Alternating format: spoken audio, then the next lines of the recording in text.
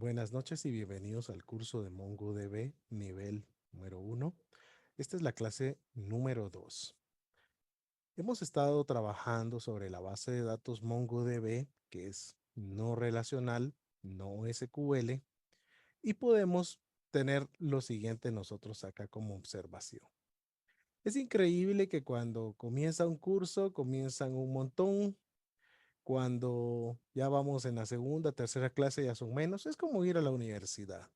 Tú vas a la universidad y empiezas a ver que son 100, 200 en tu clase, después van quedando 50, después van quedando 40, después quedan 10 y después se gradúan 5 y esos son los que salen y uno sale summa cum laude y los demás solo lograron salir también, pues, ¿verdad? Así es el aprendizaje, así es.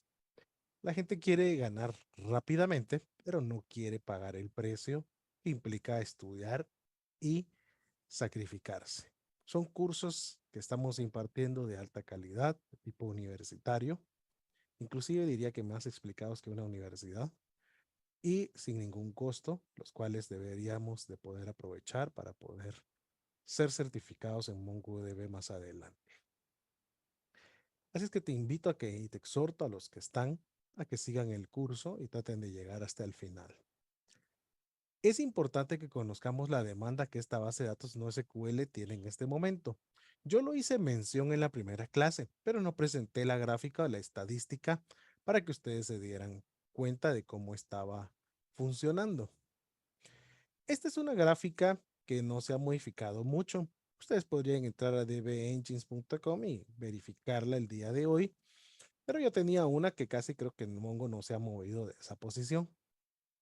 Vemos nosotros que Mongo, como yo se los dije, era el quinto lugar en las bases de datos a nivel mundial. Es la quinta base de datos y se los dije, muchos dirán, bueno, ¿y por qué nos está enseñando una base de datos que es quinto lugar en el mundo? Sí, es quinto lugar en el mundo, pero es la primera base de datos de tipo documento.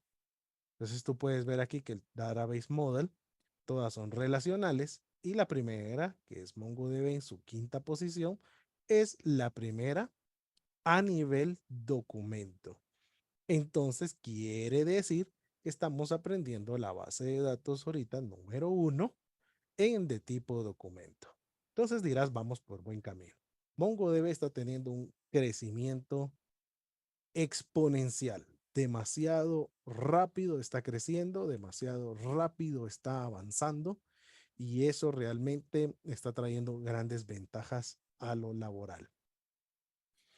Y tú dirás, bueno, ¿y qué ventajas voy a tener yo con aprender MongoDB? Pues el salario para administradores en bases de datos MongoDB en Estados Unidos y en partes de Europa está aproximadamente en los $11,254 al mes, en un mínimo de $65 la hora.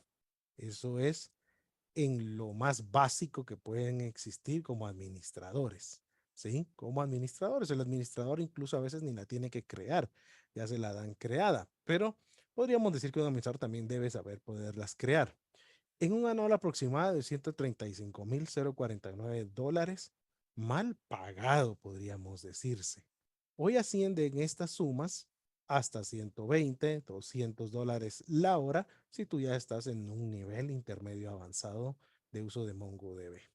Entonces creo yo que es una muy buena oportunidad para poder aprovechar el conocimiento que MongoDB les puede proveer para obtener un mejor ingreso. Acá en esta página de ZipRecruiters, tú puedes ir a Jobs y directamente buscar opciones laborales de freelance que solicitan para trabajar a través virtual de MongoDB. Así es que entonces yo te exhorto a que tú puedas aprender directamente, a que aproveches y administres y desarrolles en MongoDB lo que tú puedas hacer ya para poder empezar a buscar estas oportunidades laborales que se están dando. Hay trabajo, hay oportunidades, media vez tú las busques y tú te desarrolles en la aplicación. Bueno, nosotros podemos ver acá, ¿sí? Podemos ver directamente lo siguiente. Tenemos que es MongoDB Atlas. y solo lo voy a mencionar rápidamente. No vamos a profundizar el día de hoy, pero tenemos una parte del curso específicamente para trabajar con DB Atlas. MongoDB Atlas es el servicio cloud en la nube, en el cual puedes administrar y crear bases de datos no relacionales en la nube. Lo comenté también en la clase número 1 muy brevemente. MongoDB Atlas cuenta con la distribución de datos múltiples en la nube o bien con participaciones en más de 75 regiones en la nube de los servicios de alto rendimiento como lo es Amazon Web Services, mejor conocido como AWS, Microsoft Azure y Google Cloud. O sea que tú puedes de todas maneras adquirir tus proveedores de almacenaje y ellos dentro de sus suites de trabajo, sus portafolios de productos, tienen a hacer uso de MongoDB Atlas dentro de sus infraestructuras. Entonces tú puedes contratar, si tú estás contento con Amazon Web Services, puedes solicitar que ellos te vendan un espacio utilizando DB Atlas dentro de él, lo mismo que en Microsoft Azure y Google Cloud. Para que te des cuenta y puedas observar la capacidad que Mongo ha llegado a alcanzar, es que este tipo de empresas ya no se cerró a un solo tipo de base de datos, ¿sí? O sea, Microsoft Azure, que podríamos decir que su motor, su cliente principal es SQL Server, porque es de Microsoft. No, ya él incluso está abierto a que tú puedas hacer uso de instalaciones de otro tipo de bases de datos dentro de su nube. Entonces, llegan en un momento dado a perder directamente esa eh, exclusividad de sus propias bases de datos, pues, sino que permiten que tú ya puedas trabajar con bases de datos más universales. Vamos a tener un contenido explícito dentro del curso para que tú puedas conocer qué realmente y cómo funciona MongoDB Atlas. Para ir reforzando un poco, tenemos lo siguiente, los tipos de bases de datos que existen. Y para esto es para que ustedes abran un poquito su panorama de uso de las bases de datos.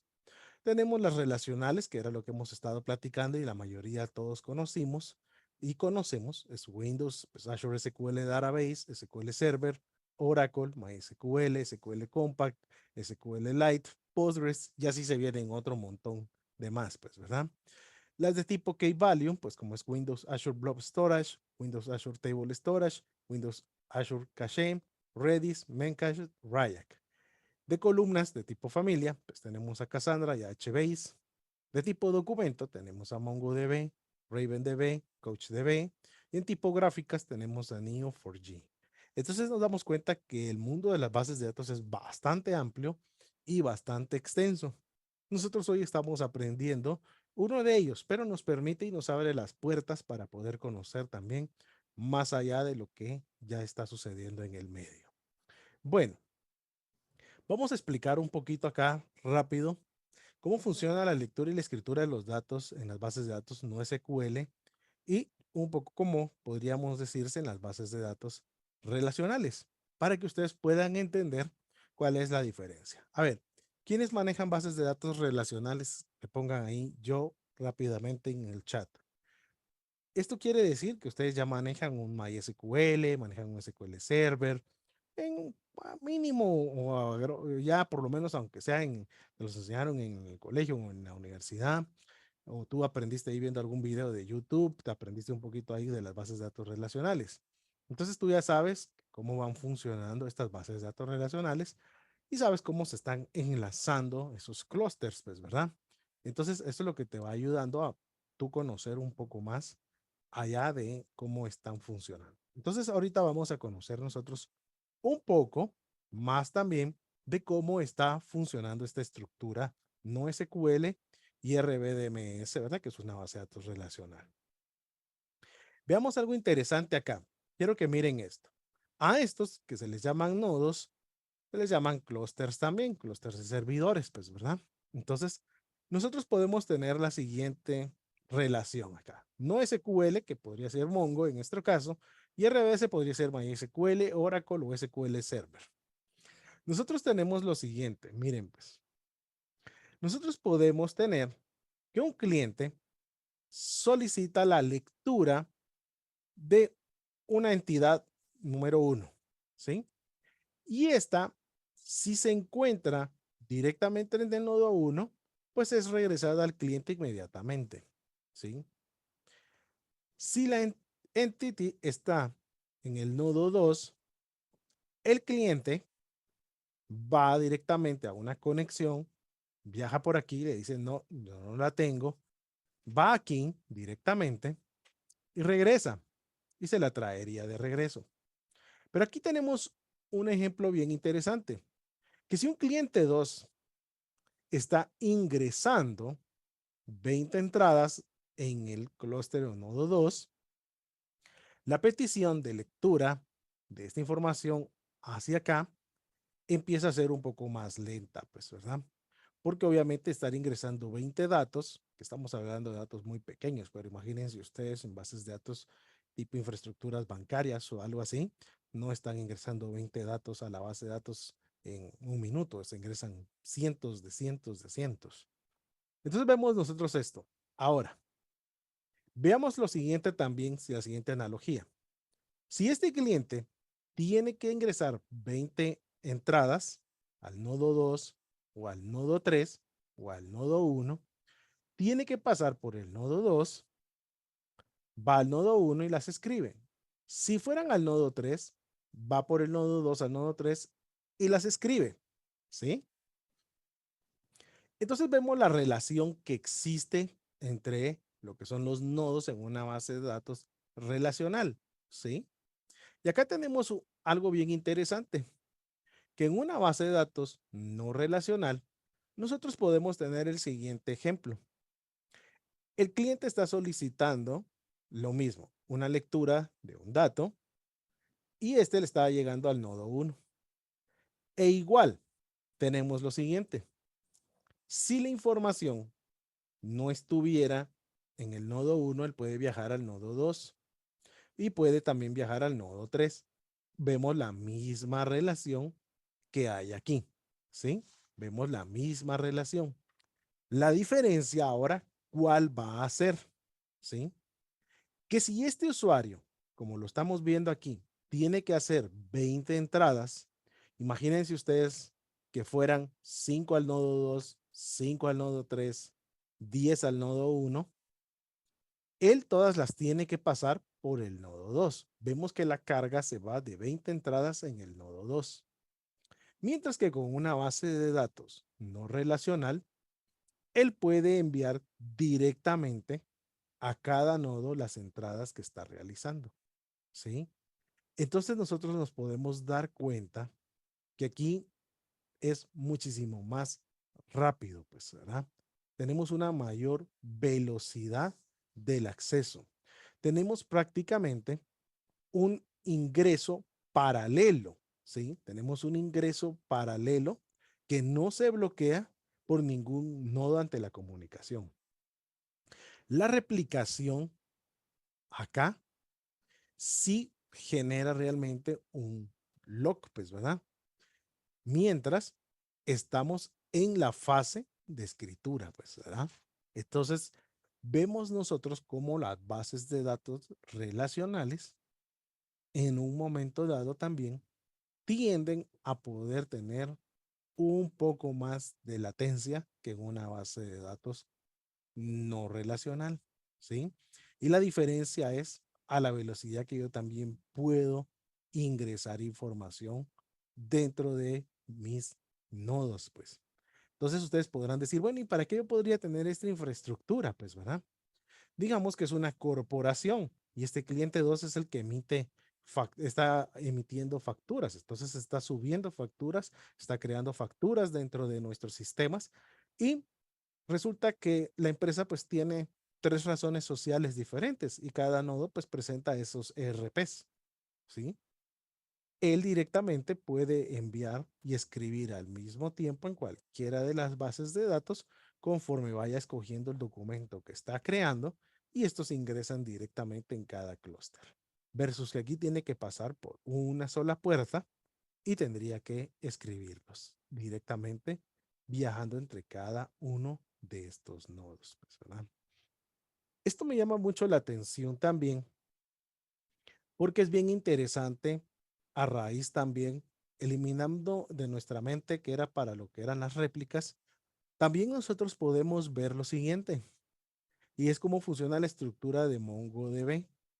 MongoDB directamente, como ustedes lo tendrían que instalar, es, nosotros hicimos una instalación en nuestro equipo, ¿se recuerdan? Usamos la community y la instalamos en nuestra máquina. Entonces nosotros podríamos decir que nosotros ya hicimos prácticamente esto, ¿verdad? Ya instalamos el nodo 1, ¿sí? Actualmente todo nuestro tráfico de nuestros clientes van al nodo 1, ¿sí? Entonces podríamos nosotros estar diciendo que el tráfico de todos nuestros clientes van al nodo 1, que es nuestra máquina en este momento, ¿sí? Lo interesante de esto es que ustedes deberían montar básicamente 3 servidores, ¿sí? Uno monta 3 servidores para poder tener directamente lo que son las réplicas de backup de nuestros clientes. Y entonces nosotros le podemos decir a MongoDB que él haga réplicas dentro de él mismo. Miren. Entonces todos nuestros clientes siempre van a trabajar al nodo 1, pero en el momento que nodo 1 se cae, que nodo 1 se nos cae, perdón, es este, que nodo 1 se nos cae, nuestros clientes pueden directamente viajar hacia los otros servidores. ¿Sí? Como existe una réplica directamente entre ellos, este nodo 1 está copiado en nodo 2 y en nodo 3 automáticamente. Entonces nosotros podríamos delimitar aquí que no tenemos ningún problema. Cuando nodo 1 se levante y se restaure, inmediatamente las transacciones que hayan ocurrido en nodo 2 las va a replicar a nodo 1 y los dos continúan iguales, ¿sí? Entonces el clúster 1 y clúster 2 siguen siendo iguales. Mientras nodo 1 se cayó y clúster 2 operó, hizo un espejo con nodo 3 y replicó en nodo 3 también toda la réplica de Elba. Si se llega a caer también nodo 2, entonces nuestros clientes van a viajar directamente desde cliente 1 a nodo 3 sin darse cuenta. ¿Sí? En el momento en que alguno de ellos se vuelva a levantar, nodo 3 se replica automáticamente con el que ya encuentra levantado y él ya funciona automáticamente. Aquí hay que hacer unos arreglos, pues, ¿verdad? MongoDB hay que hacerle unos arreglos cuando es local en mis instalaciones. O sea, yo vengo e instalo 3 communities en 3 Linux diferentes o Windows. Yo sugiero que usen Linux para instalarlos, porque los servicios y las máquinas se restauran muchísimo más rápido, pues, ¿verdad? Van a restaurar más rápido. O sea, el startup de la máquina es más rápido en Linux que en Windows. E inclusive podrían utilizar un Linux server para que ni siquiera haya entorno gráfico, pues, ¿verdad? Y esto haga que las máquinas hagan un startup mucho más rápido cuando se caigan. Entonces, miren qué buen trabajo tenemos, porque a nuestros clientes se pueden imaginar que es que le digamos que le tenemos que vender 3 máquinas para que él pueda tener directamente bases de datos independientes. No vayan a hacer las de aquellos, ¿verdad? Que estos clústeres los van a convertir discos duros y los meten en la misma computadora, ¿verdad? Lo clásico que sucede, ¿verdad? Yo vengo, vuelvo un server, pero lo que voy a hacer directamente es meter yo los 3 discos duros aquí, ¿va? Eso no tiene sentido, ¿verdad? Porque si esta máquina truena, tronó todo, pues, ¿verdad? Entonces, no es lógico eso, pues, ¿verdad? No es lógico eso. Entonces, lo más recomendado es que ustedes tengan entonces, pues, cada una su propia máquina y ustedes tengan una máquina para lo que es precisamente cada uno de ellos 3, pues, ¿verdad? Ahora, ¿por qué hablamos de 3? Porque MongoDB, eso es lo que recomienda, tener 3 clústeres, ¿verdad? MongoDB nos recomienda tener 3 clústeres para que nosotros podamos estar listos ante cualquier falla. Ahora, también saben por qué sirve, porque podemos distribuir la carga. ¿sí? Yo puedo hacer que, digamos, el módulo de facturación de la empresa, el módulo de facturación, ingresara por el nodo 2 para descargar. Podría hacer que las compras de proveedores, cuando es una empresa que tiene mucho volumen, ingresaran por el nodo 1. Entonces la carga de mis servidores es menor, ¿sí? Dando todavía una velocidad de respuestas. Y podríamos tener a contabilidad sacando reportes y haciendo procesos financieros desde el nodo 3. ¿Me entienden? Entonces mis sistemas yo los desarrollo a que tengan esas puertas de enlace. De todas maneras, la maravilla de Mongo está haciendo que ellos se repliquen entre ellos, ¿verdad?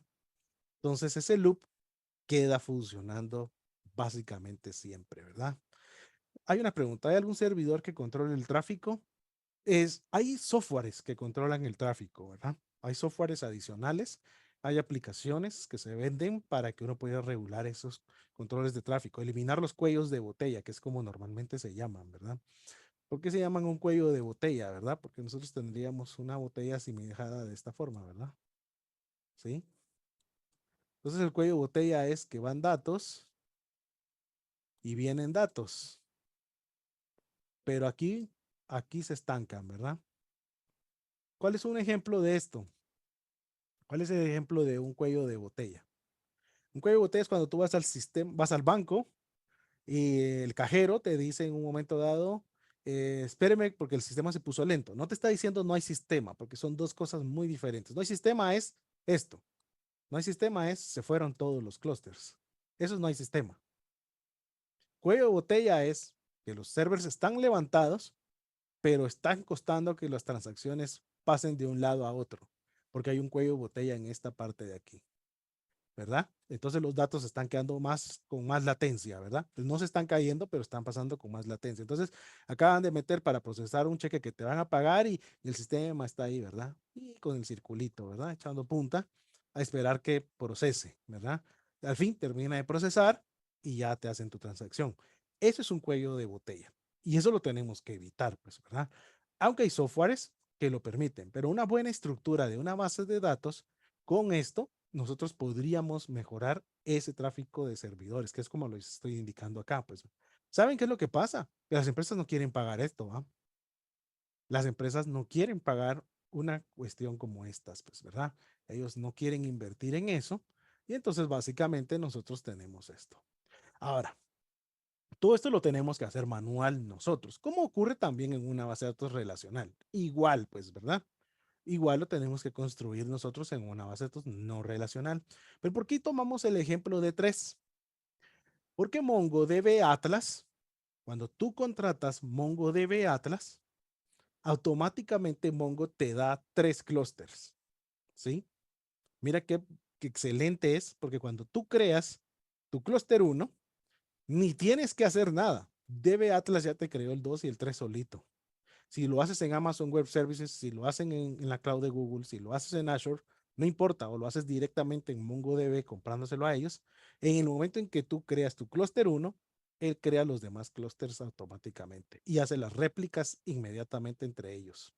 Entonces, tú ya tienes una seguridad de tres clústeres al adquirir MongoDB Atlas, pues, ¿verdad?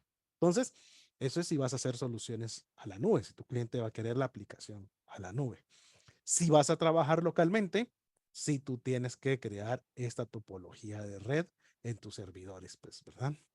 Bueno, ya que pudimos conocer un poco más de cómo funciona una base de datos, porque es importante, cómo viaja el tráfico y cómo nosotros lo podemos distribuir. Como te repito, ahorita en el curso nosotros a lo que llevamos estamos trabajando prácticamente en un solo nodo, que es nuestra máquina, ¿verdad? Vamos a hablar rápidamente de los tipos de datos que podemos tener nosotros en Mongo.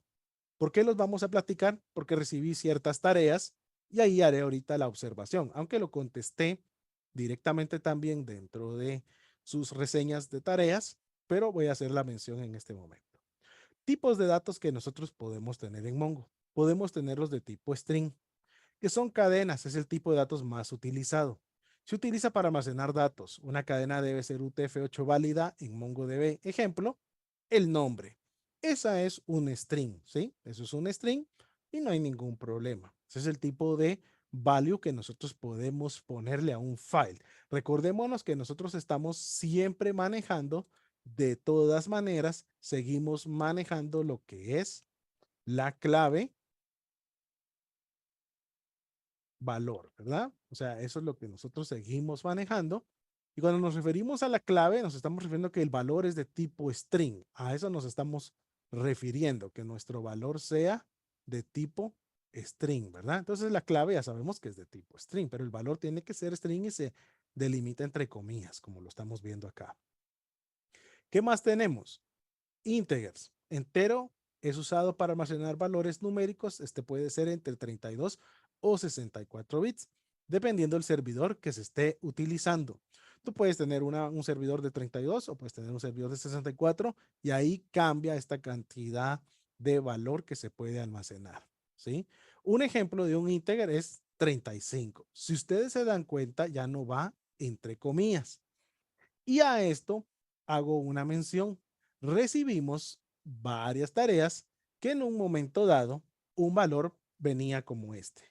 Digamos, se había creado el de páginas del libro, páginas libro, ¿sí? Se creó de esta forma y muchos pusieron esto, digámoslo así, 200 páginas.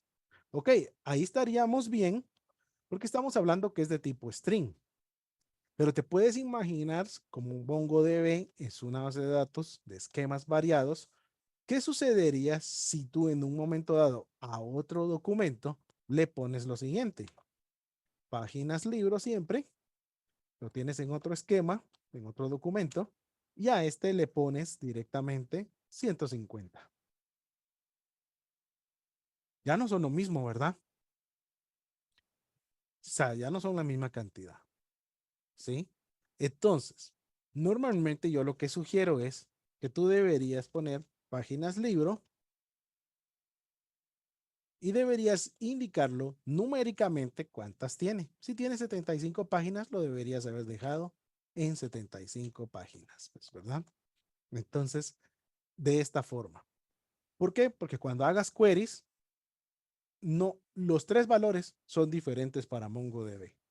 Entonces ya no te va a proveer la misma salida, ¿sí? Ya no te va a proveer la misma salida porque ya no son el mismo valor de respuesta, ¿sí? ¿Me doy a entender? Entonces, voy a recomendarles que de aquí en adelante usemos los valores numéricos sin comillas, ¿sí? Y traten de hacer que sus respuestas sean siempre de esta forma, en este formato. No compliquen los campos de valor porque eso les va a ocasionar problema, ¿sí? De una vez aprovecho para hacer otra observación. Muchos me mandaron lo siguiente.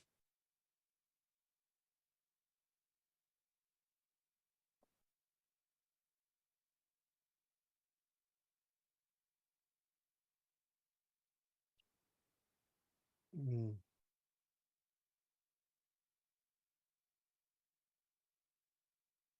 Eso, aunque MongoDB lo topa, se pueden imaginar ustedes las complicaciones que van a tener para hacer queries, para hacer búsquedas. Cuando ustedes tengan que meter este file, cuando tengan que meter este valor con ñ, con espacios intercaladas, mayúsculas y minúsculas, y sus respuestas todavía sean variantes a este tipo, pues, ¿verdad? ¿Sí? Va a complicar mucho, ¿sí? Lo otro fue que otros pusieron directamente también así, precio.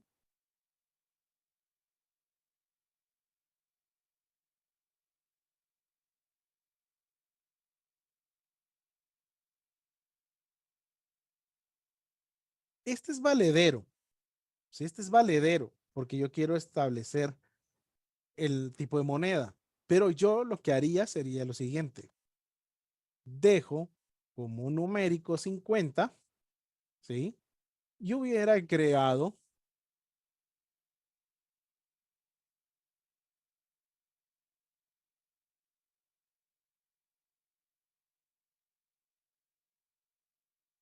¿Me entienden? O sea, mientras más fácil ustedes puedan manejar su información, es mejor, ¿sí?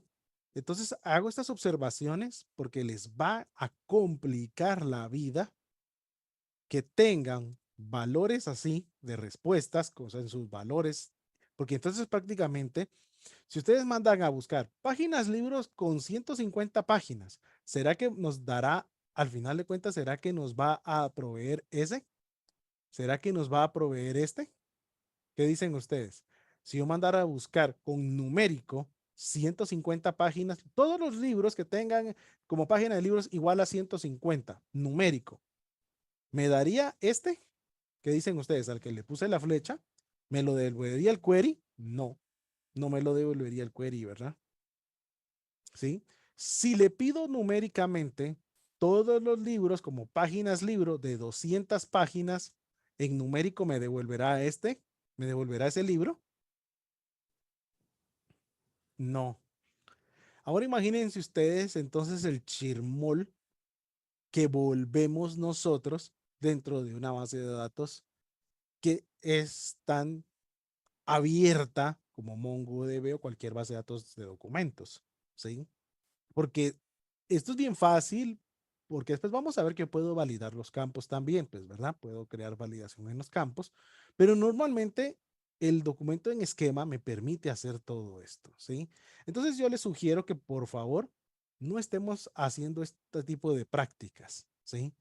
Definamos nosotros un estándar de trabajo, definamos un estándar de trabajar en nuestra programación, ¿sí? Utilicen un camel case, yo se los expliqué, pues, ¿verdad?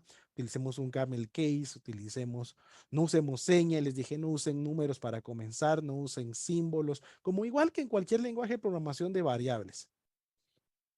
Se podría hacer un parseo en caso de que se presente. Debería de analizar muy bien la circunstancia a trabajarse y a realizarse, ¿verdad? O sea, habría que evaluar realmente qué es lo que voy a construir para directamente ver, ¿verdad? Ya que como Mongo es tan abierto en mentalidad, digámoslo así, de ingreso de información, yo debo realmente de tener un poco más de cuidado, ¿verdad? Vamos a ver más adelante que nosotros sí podemos ponerle, no a todos los campos, pero sí podemos crear estructuras de condición, ¿verdad? O sea, si no es numérico, como que no lo deje ingresar, pero esto yo lo haría a través del frontend, que sería a través directamente de lo que estoy haciendo en un lenguaje de programación, ¿verdad? ¿Sí? MongoDB como tal va a recibir lo que nosotros le pongamos, pues, ¿verdad? Si lo ponemos entre comillas o sin comillas, él le va a decir amén y véngase para adentro al valor, pues, ¿verdad? Entonces va a ser a través de nuestro código de programación que nosotros nos podríamos fortalecer con eso, pues, ¿verdad? Booleanas, usando para valores booleanos, muestra yes, no, true, false, ejemplo yes. Aquí yo creo que lo puse con mayúsculas y Mongo lo recibe en minúsculas. Oyeron, perdonen. Es que como estoy tan familiarizado con Python, entonces Python es mayúsculas, pero no, aquí debe ser minúsculas, ¿oyeron? Double, el tipo de datos doble almacena valores de punto flotantes, siendo cero el primer valor. ¿Ya se dieron cuenta de algo? Que entonces es cero el primer valor de lo que son decimales. Cero es su primer valor, no es prácticamente en los enteros. ¿Ya se dieron cuenta? Para MongoDB, cero es el primer valor de un flotante, o sea, de un decimal.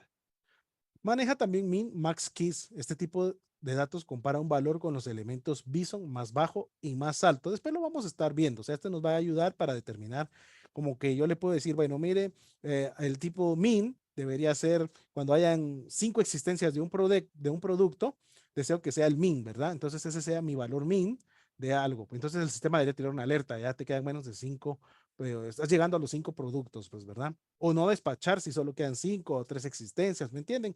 Las cosas que una empresa pueda ir necesitando. Tenemos los arrays, como todo lenguaje de programación, que son sus vectores, ¿verdad? Este tipo de datos se utiliza para almacenar en una lista o varios valores en una sola clave, que ya los estuvimos usando. Object, el tipo de datos de objetos se utiliza para documentos incrustados, como lo vamos a estar viendo. Null, si maneja null, lo usamos para almacenar valores nulos. Symbol, generalmente se usa para idiomas que usan un tipo específico. lo vamos a ver, que ustedes quieren programar en chino, ustedes quieren programar en japonés, ¿verdad? Entonces, Symbol les puede ayudar para determinar los idiomas para un uso de tipo específico. Y date, que es un formato de tipo fecha que también maneja Mongo, y este permite que nosotros podamos almacenar la hora actual en formato de hora Unix, le permite especificar su propia fecha y hora al crear un objeto de fecha y pasarle el valor de fecha, mes y año. Aquí es bueno que nosotros utilicemos cuando queramos usar fechas como dates de valor de tipo y sus valores estén en estructura Unix, porque nos puede servir para hacer cálculos. Digamos que ustedes necesitan determinar, bueno, cuando sean 60 días de una factura se considera moroso el cliente. Si ustedes lo hacen por un string, eso va a ser directamente un gran problema para poder hacer búsquedas o filtrar esa información, ¿verdad? Pero si lo hacen de tipo date, ustedes le podrían decir en su programa, bueno, después de 60 días el cliente se encuentra moroso con la factura número tal, ¿verdad? Y este poder hacer una relación directamente de esa búsqueda de esa información. ¿Cómo podría guardar una imagen? Ok, como sucede en cualquier base de datos, las imágenes solo se pueden almacenar a través de URLs, ¿verdad? A través de URLs y almacenadas en un servidor de donde pueda haber acceso a la web para descargarlo o localmente como una intranet, pues, ¿verdad? O sea, si es un sistema local, pues será local la información, pues, ¿verdad? Y si es en la nube, pues necesito un almacenaje, ¿verdad? Para un catálogo, para una imagen, ¿sí? Que la puedo presentar. Recuérdese que yo sí puedo guardar URLs como un campo, ¿verdad? Yo sí puedo guardar URLs como un campo, igual que en SQL Server o en MySQL, y determinar que con la programación del lenguaje que yo esté utilizando, accesar a ella, pues, ¿verdad? ¿Sí? Pero como tal, guardar el objeto dentro de una celda no se puede, ¿verdad? Esperemos que un día ya tengan un desarrollo así, ¿verdad? Nos facilitaría mucho la vida, ¿verdad? Pero bueno, veamos algo interesante. Así como en las bases de datos relacionales existe la normalización 3F, que es la que más se trabaja, también en MongoDB hay algún modelado de datos. Vamos a verlo muy a grosso modo nosotros, porque estos son cursos precisamente que se dan de modelado de datos, pues, ¿verdad? Hay cursos específicamente para trabajar el modelado de datos, pero nosotros lo vamos a trabajar para poder seguir construyendo lo que vamos a seguir trabajando. Analicemos el siguiente esquema que se nos solicita. Miren, pues, ahora los están contratando. Un cliente necesita el diseño de una base de datos para su website. El website tiene los siguientes requerimientos. Vamos a hacer nosotros acá un tipo Instagram, ¿sí? Entonces vamos a venir nosotros y nos van a decir que queremos poner un post. Miren. Entonces en nuestro post dice que tenemos nuestro post aquí y dice, cada post es distinto, contiene un único título. Entonces nosotros sabemos ya por ende que llevan un título, ¿sí? Viene nuestro post y tiene un título, ¿sí? Descripción. O sea que entonces ahora también vemos nosotros que se le hace una descripción como lo hacemos en nuestro Instagram, ¿sí? Y tiene un URL, o sea que aparte de, se lo voy a poner en azul, también tiene un URL nuestro post, ¿sí? Miren qué más nos piden. Ese fue el paso número 1. Cada post puede tener una o varias etiquetas tags. Entonces ahora todavía nos dicen, ¿sí? Que nuestro documento, o sea, nuestro post puede tener tags, o sea, hashtags, pues, ¿verdad? Entonces puede tener los hashtags, perdón, no lo puse con lapicerito, ¿verdad? Puede tener los hashtags que nosotros querramos, ¿sí? Entonces le ponemos ahí tags, ¿verdad? Ahorita vamos a describirlo brevemente como fuera real. Y dice, cada post tiene el nombre de quien lo publica. Miren. Y el total de números de likes. Entonces, aparte de, también tiene quién es el usuario que lo puso. ¿Sí? Y dice que tiene la cantidad de likes que ha gustado. Entonces le vamos a poner ahí el chequecito. Es del mismo color que el fondo, ¿verdad? Pero bueno, ¿sí? Y dice, miren todavía lo que quiere el cliente. Y el cliente nos dice, cada post puede tener 0 o varios comentarios. O sea que entonces ahora todavía vemos nosotros que el cliente puede, las personas pueden comentar, pues, ¿verdad? Pueden comentar. Entonces vemos nosotros que pueden haber comentarios, ¿sí? Y dice, puede tener 0 o varios comentarios. Y los comentarios deben tener el nombre del usuario. Entonces vemos nosotros que debería estar el nombre del usuario que publicó el comentario. Como vemos nuestro Instagram, ¿verdad? Y los comentarios deben tener el nombre del usuario, mensaje, que es el que estamos viendo, fecha y hora. O sea que aparte de cada comentario debería de tener la fecha y la hora que lo pusieron, ¿sí? Y también debería poder tener si tiene likes o no tiene likes. ¿Qué les parece eso? Es un Instagram, ¿va? En pocas palabras, ¿sí? Es un Instagram. Abreviémoslo rápidamente para que nosotros digamos. Yo, Juan Pablo Ruiz, ando en el volcán de agua y subo una foto. Plac, selfie, ¿verdad? Y el volcán de agua. Entonces aquí aparece mi usuario de Instagram, Pampajic. Aquí el título, qué chévere estar en el volcán de agua, ¿sí?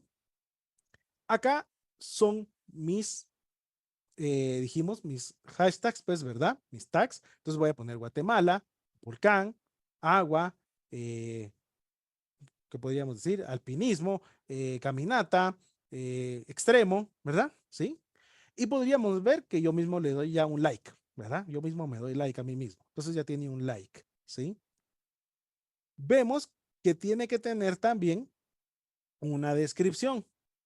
Y entonces yo describo ahí también una información y ahí están los tags, los hashtags, ¿verdad? Y mis descripciones. Y dice que debe tener una URL, ¿verdad? Entonces aquí la URL podría ser la ubicación GPS, ¿verdad? Entonces ahí dice en Guatemala, ¿verdad? ¿Sí? ¿Estamos claros con eso? Y después dice cada post tiene el nombre de quien lo publica. Y entonces sucede que ya vienen ustedes y de los que están aquí conectados, pues dice Jorge Soto, dice, me llegas ahí en el volcán, ¿verdad? Y sucede que entonces viene Julio Samame y le pone un like al comentario, que fue el día 2. Pero el día 4, Oscar Flores también comenta y le pone ahí también, entonces Teo le pone un like al comentario de él. Y después publica César y pone también ahí que esto tal vez ocurrió en otro día y pone likes. Y sucede que Jan y todos los demás, entre todos ponen un like en mi post y en algunos comentarios. Entonces, prácticamente el post está llevando toda esta estructura. ¿Ya se dieron cuenta? Si ustedes creen que hoy todo este tipo de programación se hace así de lindo en un solo programa y que la estructura del programa esté funcionando, nítido, ok, sí, eso va a ser prácticamente parte del trabajo del backend y el frontend lo que nosotros vemos en Instagram, ¿verdad? El frontend es lo que nosotros estamos usando como app y el backend es aquel que vino y dijo, bueno, todo esto hay que programarlo. Ok, en un lenguaje que ellos fueran a usar. Pero aparte de, ustedes son los administradores de la base de datos y les dicen que todo se debe guardar en una base de datos. No solo debe aparecer ahí bonito cuando ustedes van deslizando su aplicación de Instagram, sino que quieren que todo lo que hablamos ahorita acá, todo se quede en campos directamente de una base de datos. ¿Qué les parecería que la construyéramos? ¿Ah? ¿Cómo sería este esquema? ¿Comprendieron lo que la empresa les está solicitando hacer? ¿Entendieron lo que la empresa está pidiendo? Porque si no estamos entendiendo lo que la empresa pide, ya nos perdimos, ya no damos bola, pues, ¿verdad? Entonces, si ya entendimos lo que la empresa quiere que realicemos, entonces sí ya estamos bastante en claros. Entonces, ahora ya sabemos que nos están pidiendo un post, pero sabemos que no va a ser un solo post. Digamos que usted los está contratando a la competencia de Instagram, ¿verdad? Y ya sabemos que esto van a ser cientos de pods y miles de usuarios, ¿verdad? Funcionando al mismo tiempo. Entonces se pueden imaginar si ustedes no usan una base de datos para todo esto, cómo funcionaría un programa donde ustedes solo hayan utilizado HTML, CSS y JavaScript para hacerlo y él mismo lo esté manejando y uso archivos de texto plano para guardar la información, eso colapsa, pues, ¿verdad? Eso no va a aguantar, pues, ¿verdad? Tiene que irse a bases de datos a puro tubo. Y por eso es que las bases de datos tipo Mongo están agarrando tanto vuelo, porque nos permiten hacer este tipo de esquemas muy fácilmente. Entonces voy a borrar ahí porque para poder avanzar y que ustedes podamos ahora esta construcción. Bueno, analicemos y veamos este esquema en una base de datos SQL, ¿sí? Todos han medio usado un Access, han usado un Excel, han relacionado tablas, todos hemos utilizado algún SQL, un MySQL, ¿verdad? Un Postgres, el que sea, ¿sí? Pero podríamos ver lo siguiente. Miren, pues, si nosotros construimos lo que habíamos dibujado aquí, así, para crear una base de datos, tendríamos lo siguiente. Empezaríamos por el post, ¿verdad? Por la publicación. Va a tener una llave foránea, ¿verdad? Un ID. Nos pedían que tuviera un título. ¿Se recuerdan? No voy a regresar porque ya lo habíamos estado platicando. Nos pedían que tuviera una descripción. Nos pedía que tuviera un URL. Nos pedía que podía tener los likes y nos tenía que decir quién lo había publicado. Eso sería el post. Pero el post añadía que la persona que publicó podía poner también diferentes tags. Como yo no puedo meter aquí, si yo meto el campo de tag aquí, solo podría escribir un tag, que era lo que estábamos diciendo, o un hashtag. Yo publico y lo único que podría poner es Guatemala, pero no podría poner volcán, extremo, montañando, no podría porque solo hay un campo. Entonces tengo que crear una lista de detalle, una tabla de detalle relacionada a mi post para poder poner varios tags. Entonces relaciono la llave foránea ID con la llave ID de tag list. Post ID, que va a tener su propio ID, ¿verdad? Estos están amarrados, este va a tener su propio ID. Entonces yo pongo un post, como el que dijimos, Juan Pablo en el volcán, y aquí entonces empieza a generarse un post ID 1, ¿sí? Propio, 1 sería volcán. Post ID 2 va a ser Guatemala. Post ID 3 va a ser montañando. Post ID 4 va a ser extremo. Y están amarrados por el ID del post, ¿verdad? Entonces sabemos que ahí está construido nuestro tag.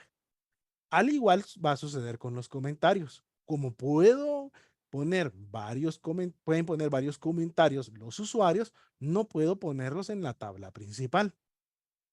Entonces creo una tabla de detalle de los comentarios y creo su llave foránea y amarro la llave foránea del post ID para que se sepa que ahí está relacionado. Y entonces aquí ya creo el by user, o sea, el usuario que está poniendo un comentario en mi post, el mensaje que él está poniendo, nos pedían la fecha y hora que él lo estaba poniendo y nos decían si él tenía likes también en su comentario. Si ustedes se dan cuenta, esta sería la construcción de la solución que nos pidieron en una base de datos SQL. ¿Sí? Hagamos un análisis para comprender lo solicitado. Creo que ya lo expliqué. Se dio a entender en una base de datos relacional cómo funciona. Entonces quiere decir que yo tendría que construir una base de datos, 3 tablas y con cada uno de estos comentarios una llave foránea y prácticamente sus llaves principales en los otros dos y llaves foráneas, perdón, llaves principales y llaves foráneas para que se enlacen las siguientes, pues, ¿verdad? Primary keys y foreign keys, ¿verdad? Entonces, ya se enlazaría mi base de datos y solucionaríamos de poder guardar en una base de datos SQL una aplicación tipo Instagram. ¿Quedó en claro? Estamos en claro porque lo enseñé por una base de datos SQL, ¿sí? Estamos en claro por qué, porque quiero que ustedes vean la comparación de montarla en una base de datos Mongo. Bueno, pasemos a una base de datos Mongo. Y estoy dejando aquí la misma imagen para que podamos hacer la relación de trabajo, ¿sí? Y entonces veamos lo siguiente. En un documento JSON, que es el que estaríamos creando nosotros, estaría esta estructura. Miren, ID del post ID. Este ya sabemos que lo genera automáticamente Mongo, y al igual que SQL o Oracle, el que ustedes estén usando, el ID lo crea automático. Entonces aquí tenemos el ID, post ID, o sea, ya el post del ID. Vamos viendo la relación. Tengo el title, miren, título del post, aquí está también. Description, aquí está la descripción, descripción del post. By, aquí está quién sería el usuario, post by, ¿verdad? Aquí está, post by. URL, URL del post. La tabla de tags que creo en SQL, miren, solo la meto prácticamente en un array, en un vector. Tag 1, tag 2, tag 3. No tengo que crear otra tabla. Miren, ni otra colección, ni nada de eso. Y están mis likes, que está aquí también. Entonces están mis likes, hasta más ordenada me queda. Y total de likes. Ahora prácticamente ya salimos de estos dos. ¿Sí? Pero faltarían los comentarios. Entonces abro comentarios, creo un array y tipo diccionarios, creo básicamente el usuario, que es el commented by, o sea, quien está comentando, el mensaje, que sería el texto que está poniendo el message, la fecha de creación en un formato de time que maneja Mongo, los likes, cuántos likes lleva, ¿sí? Y aquí estaría un comentario, miren. Pero ustedes me dirán, bueno, ¿y si son varios comentarios, como lo que estábamos hablando que podría suceder? ¿Cómo lo abrí como un vector de tipo diccionarios? Yo puedo poner una coma, abrir otras llaves y poner lo mismo para un segundo comentario. Miren, commented by, aquí podría ser lo que hablábamos. Este fue Carlos, este es César. El mensaje aquí es test, aquí fue text, la fecha y todo. Y si tiene likes, ese comentario. Y aquí se iría para abajo creciendo si se le van añadiendo más comentarios. Un solo documento, un solo esquema. El esquema puede variar porque este post de Juan Pablo en el volcán puede que salga una persona o dos personas lo comenten, pero tal vez puede ser que el de una foto de Messi tenga 50,000 comentarios, pues, ¿verdad? Entonces esto va a crecer a 50,000 comentarios, pues, ¿verdad? Pero tal vez la parte de esta estructura va a ser la misma, pues, ¿verdad? O sea que nosotros podríamos estar hablando que esta estructura, la primera, es la misma para todos. Tal vez también va a crecer la cantidad de tags, pues, ¿verdad? O sea, los tags van a crecer en el sentido de que no todos vamos a poner la misma cantidad de hashtags, pero el vector me permite almacenar la cantidad de tags que yo desee. Los comentarios, cada comentario básicamente, perdón, era hasta aquí, los comentarios básicamente van a ir para abajo cada uno, ¿verdad? Y los va a ir añadiendo y los va a ir añadiendo al documento. Entonces, vemos nosotros básicamente acá que tenemos la creación del esquema, ¿sí? Que necesitábamos para solucionar la aplicación que nos estaban requiriendo. Miren, ¿cómo la ven? Esto está básicamente en lo siguiente en Mongo. Nosotros lo podríamos decir de la siguiente manera. Nosotros podríamos decir que eso está en una base de datos, ¿sí? Está en una colección y este es un documento, ¿verdad? Entonces este es un documento, ese es este. Lógicamente nuestra aplicación puede llegar a manejar de otro usuario, pues, ¿verdad? Este es el usuario Juan Pablo, Juan Pajic, dijimos, pero puede existir otros usuarios con el mismo documento. Y es lo que nosotros vamos a tener almacenados dentro de nuestra colección, ¿sí? Y esto va a tener miles y miles de documentos adentro, pues, ¿verdad? ¿Sí? ¿Cuál es la diferencia? Es una colección, una base de datos y no tuve que ir a tener como acá una base de datos, tres tablas, ¿sí? Y relaciones. No tuve la necesidad de eso. ¿Ya se dieron cuenta? ¿Qué poder de velocidad permite Mongo? ¿Qué poder de fluidez permite en una app, en una aplicación? ¿Sí? Interesante es esto, porque si no se crea ningún documento, si no se crea ningún documento, perdón, si no se crea ningún comentario, es la situación, el documento va a tener solo esto, pero puede que el segundo documento sí tenga todo, ¿verdad? Y hasta más, pues, ¿verdad? ¿Me entienden? Pero a Mongo no le afecta. Entonces, este documento que solo tiene esto, puede ser que pese 2K. Y el que ya tenga todo, pues ya pese 4 KB, pues, ¿verdad? ¿Sí? ¿Me entienden? Es una nada. Es insignificante casi que el espacio que está utilizando. Aparte, que como es una base de datos documento, no ocupa el mismo espacio que ocupan las tablas y la base de datos en una estructura SQL, ¿verdad? No es la misma, ¿sí? Entonces aquí nosotros podemos ver prácticamente cómo Mongo está haciendo funcionar su esquema, ¿sí? Y creo que todos se dieron cuenta al usarlo cuando ya crearon sus primeras tareas, ¿verdad? Entonces vemos el poder que tiene la base de datos. Para ir terminando esta sección y pasemos a una práctica ya de nuestro trabajo, que es lo que más nos interesa, aquí dejo otro esquema relacional y un modelo de documentos. Miren, ya no vamos a hacer tanto énfasis en él, pero lo que me interesa es que ustedes se den cuenta del poder que tiene, pues, ¿verdad? Y como dicen en Spider-Man, un poder conlleva una gran responsabilidad, ¿verdad? Un gran poder. Así es que hay que saberlo usar también, porque también construyen unas cosas tan complicadas aquí con falta de lógica que entonces generan mucho problema, pues, ¿verdad? Sí, generan mucho problema también. Esta es una base de datos relacional, miren. Datos relacionados repartidos en tablas y registros separados. Y esta es la misma, solo metida en un documento. Los datos que se acceden juntos se guardan juntos. Y ese es un lema que tiene Mongo. Miren, ese es un lema de Mongo bien interesante, ¿sí? Porque a mí me gusta mucho ese énfasis que ellos le dan, ¿sí? Esto me gusta mucho.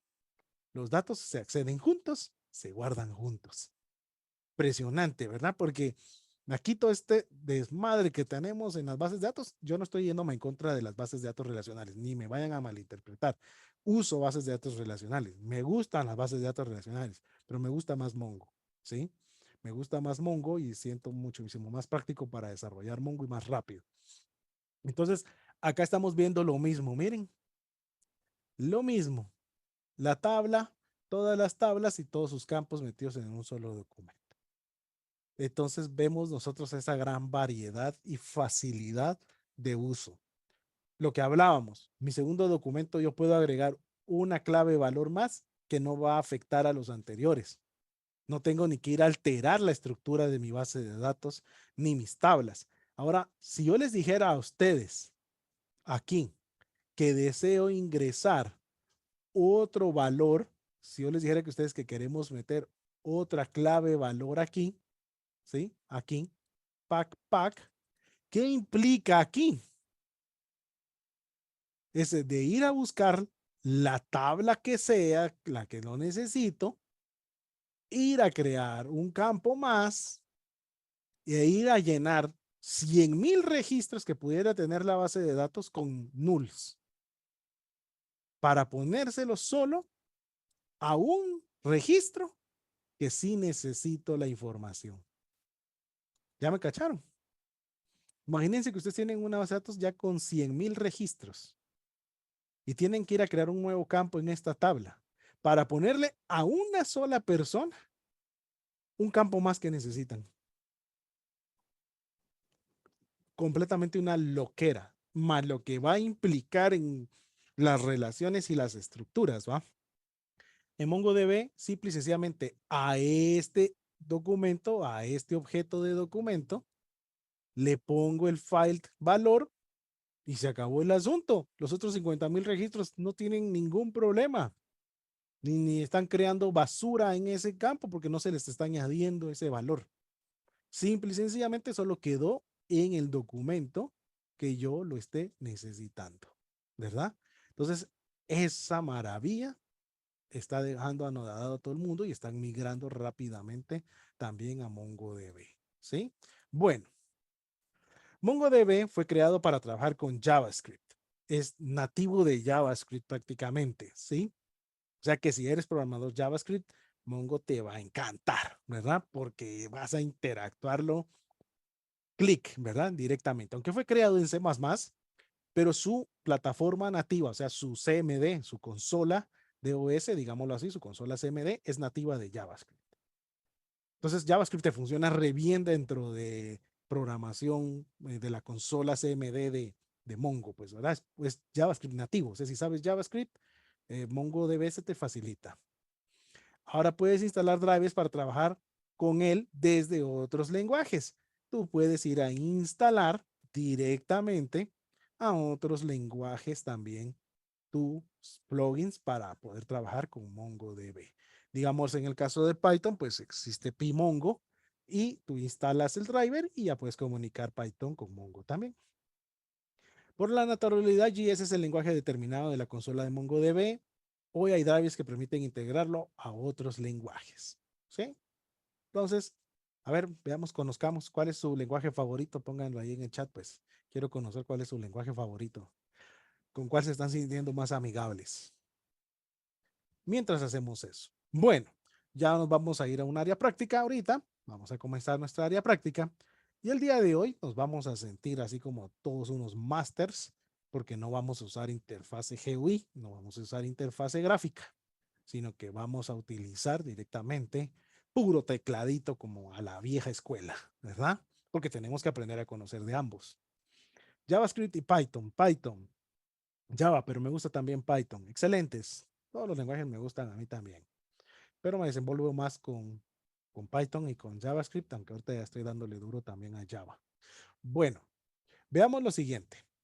¿Se recuerdan que tenían que haber descargado su MongoDB Shell? ¿Quiénes descargaron su MongoDB Shell? ¿Se recuerdan? Si no se recuerdan, se los voy a poner aquí cómo era la descarga de MongoDB Shell. mongodb.com. Rápidamente, por favor, se van a Products, esperan que aparezca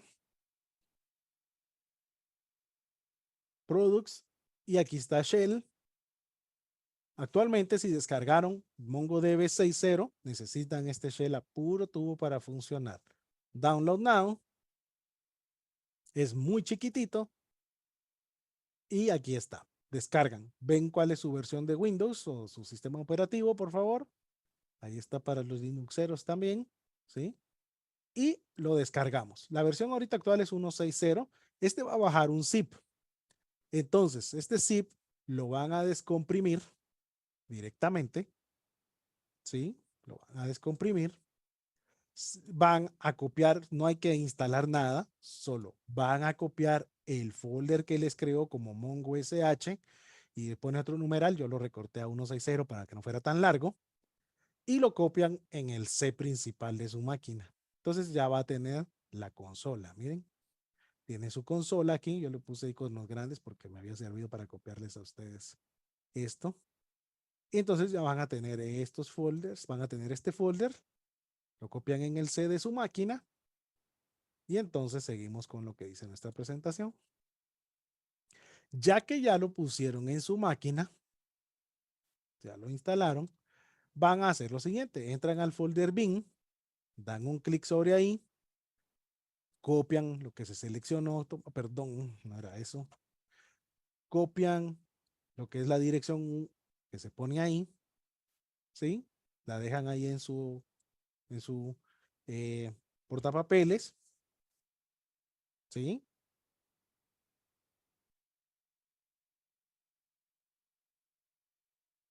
Hay que revisar. Yo no tuve que desmarcarle nada. No, es que este CMD no se instala. O sea, este CMD no tiene instalación, ¿verdad? No tiene instalación. O sea, viene en un zip, se descomprime y es ese folder que les estoy enseñando. Entonces, después se van a ir a sus entornos de variables, ¿sí? Para que pueda funcionarles en cualquier parte. Como les dije, yo lo instalé en el C Mongos y le cambié el nombre, lo recorté. Pues ustedes será el que ustedes le dejen, pues, ¿verdad? Eso no es problema. Pero entrando en la carpeta de bin, como se los enseñé aquí, copiando esta dirección que apareció ahí, van a sus Variables de entorno, ya saben dónde lo pueden sacar. Si no se recuerdan dónde lo pueden sacar, van aquí, van a equipo, le dicen propiedades y automáticamente les va a cargar esta parte. Le dicen configuración avanzadas del sistema, pues a mí me pide un password y después ahorita les cambio esa ventana, después se van a la ventana de propiedades del sistema, variables del entorno y aquí se van a buscar su path, le dicen editar al path, le dicen un nuevo, pegan la línea como lo hice yo, le dicen aceptar, se van a variables del sistema, buscan su path, le dicen editar, le dicen nuevo, ponen la línea y le dicen aceptar y le dan aceptar. A algunos puede que les vaya a requerir el reinicio de su pantalla, ¿sí? Puede que les vaya a pedir el reinicio de su máquina y entonces ahí está. El Compass no hay problema que sea instalado. El Compass no hay problema. Sí, es un GUI que también vamos a ver. Lo único es que consume demasiados recursos, ¿verdad? Consume demasiados recursos y entonces no lo vamos a usar mucho por eso. Pero es bueno que lo conozcamos y sí lo vamos a usar. ¿Sí? Bueno. Sí, había el cheque del Compass se deja puesto y no importa. Ahí lo vamos a ver después usarlo. Bueno, recuerden que deben agregar en sus variables de usuario y variables del sistema para que funcione con cualquier usuario que la máquina esté trabajando. ¿Sí? Entonces ya agregaron ahí su shell de MongoDB para que nos funcione en cualquier parte de nuestra máquina. Bueno, se recuerdan ustedes también del Sender que les mandé el enlace del Sender para que lo descargaran.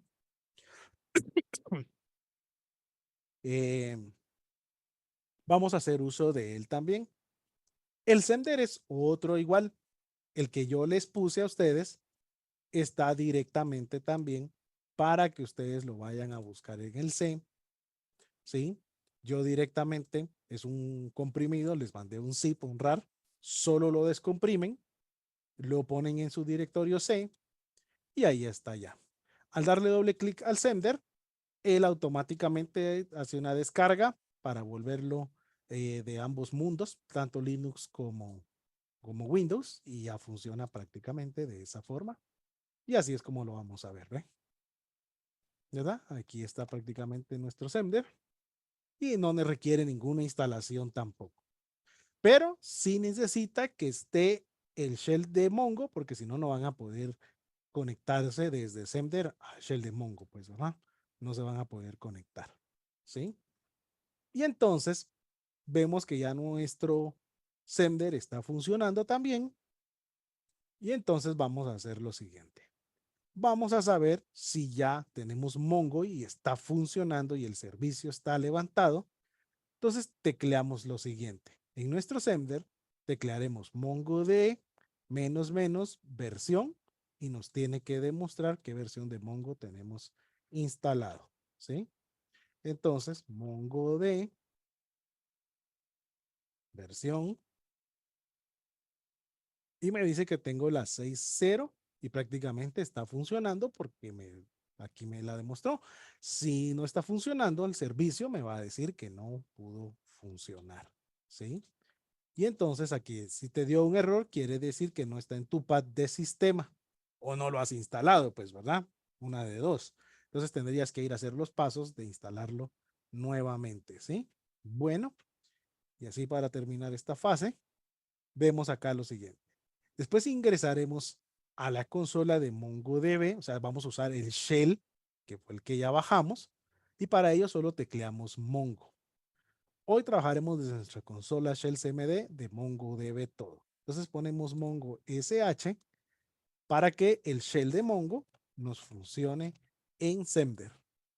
Miren, si no logran accesar ahí, quiere decir que su servicio no está corriendo. Aquí ya me marca que sí está corriendo y que ya estoy en la base de datos test, que es de las que Mongo genera automáticamente. Con Mongo DB6, o sea, con Mongo DB6, ya no deja el uso del CMD. Voy a pasarme al CMD y les voy a enseñar. Incluso si ustedes revisan los 3 o 4 videos que tenemos en YouTube ya de estas clases, pero las modifiqué, ustedes van a ver que usábamos el símbolo de sistema, el CMD. Hoy, Mongo, antes solo poníamos Mongo, no deja, miren, Mongo SH, y básicamente aquí la está abriendo por la interfaz que yo creé, pero ya me da mucho problema en el CMD, ¿sí? Bueno, perdón, aquí estoy usando el shell, pero lo que pasa es que ya no uso este, perdón, aquí sí funciona. Lo que quiero decirles es que ya Mongo como tal, MongoD, miren, que era como entrábamos antes a las versiones de las 5 para atrás, ya no deja. O sea, requiere su propio Mongo Shell. Antes solo necesitábamos instalar Mongo. Y de ahí, pues las interfaces GUI que nosotros estábamos usando. Eso es cualquier otro, o sea, Robo 3T, Studio 3T o MongoDB Compass. Pero podíamos usar el terminal solo con la palabra Mongo. Ahora nos saca. Hoy tenemos que tener instalado el Mongo SH. Ustedes pueden usar el símbolo de sistema también. Si no les dio tiempo de instalar el sender, pueden usarlo. Pero si ustedes se dan cuenta, el CMD es limitado, ¿verdad? El CMD es limitado versus un Sender que tiene muchas virtudes, pues, ¿verdad? Entonces, a mí me gusta más Sender porque puedo abrir también más opciones, ¿verdad? Puedo abrir nueva consola, ¿verdad? Puedo activar otra consola, ¿verdad? Puedo cambiarle el nombre a la tab y puedo tener varias consolas abiertas en la misma ventana. Entonces puedo estar trabajando diferentes cosas. Recordemos que por ser de ventanas, o sea, de tabs, o sea, de CMD, puedo abrir diferentes y sin necesidad de estarme saliendo. El CMD me genera mucho problema. Es una ventana, otra ventana, otra ventana. Aquí yo las puedo tener, las puedo renombrar, las puedo incluso editar, ¿verdad? Puedo hacer marcas, puedo mandar después todo lo que dice como HTML. ¿Verdad? Tiene muchas ventajas Semver, pues, ¿verdad? Entonces, no es un CMD normal. Aparte aquí le subí el tamaño para que ustedes puedan ver bien. Bueno, salimos ya prácticamente de eso. Ya todos tienen su Sender o si hoy no tienes Sender, puedes usar tu consola de Windows, pues, ¿verdad? Puedes usar tu consola de Windows, no hay ningún problema con ello, ¿sí? Entonces, vamos a trabajar rápidamente para que ustedes ya se den cuenta de lo que vamos a estar haciendo el día de hoy. Bueno. Hoy, aparte de que ya vimos todo lo que queríamos ver de los trabajos que estamos haciendo, ¿sí? Vamos a prácticamente también a trabajar en lo que es la creación. También solo estoy cerrando tantas ventanas que abrí, disculpen, para que no me esté afectando en memoria mi rendimiento por todo lo que tengo compartido con ustedes. ¿Sí? Entonces estoy cerrando mis ventanas para que si alguien me puede hacer favor de estar compartiendo el enlace de la asistencia para que todos podamos estar ahí, ¿sí? Bueno, ya todos tienen Sender, excelente, excelente que todos tengan su Sender. Bueno, vamos a ver algo. Previamente, quiero enseñarles rápidamente, aquí antes de que trabajemos con la consola, ¿se recuerdan el programa Python que les había enseñado? ¿Se recuerdan que creamos la base de datos Mi Negocio? ¿Sí? El error que tuve en la final de la clase fue que yo me había comido la U aquí. Sí, me había comido la U y entonces no mirábamos nada. Entonces me di cuenta después de que terminó la clase que me había hecho falta poner usuarios. Entonces vemos nosotros acá que nosotros podemos importar Pimongo directamente. Primero lo deben instalar en su máquina. Ustedes pueden ir aquí al terminal de Visual Studio Code, solo ponen pip install Pimongo o en su sender y va a instalarles automáticamente Pimongo en su máquina. No voy a explicar Python, pero va a ser parte de lo que ahorita vamos a trabajar en la consola. Yo meto en una variable el Mongo cliente, en una variable db que quiere decir database, meto mi base que creamos que se llamaba negocio, ¿se recuerdan? Db mi negocio.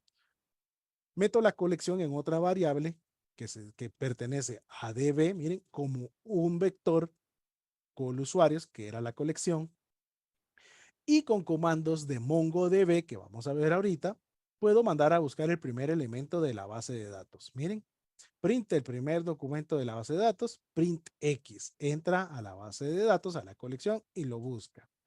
También puedo mandar a hacer la búsqueda de todos los elementos de la base de datos, o sea, podríamos decir todos los documentos completos de la base de datos. ¿Se recuerdan esta es la que hicimos con los nombres, emails y creamos a Tor y todo eso, ¿no? Bueno, y de ahí tenemos también buscando el campo específico de la base de datos.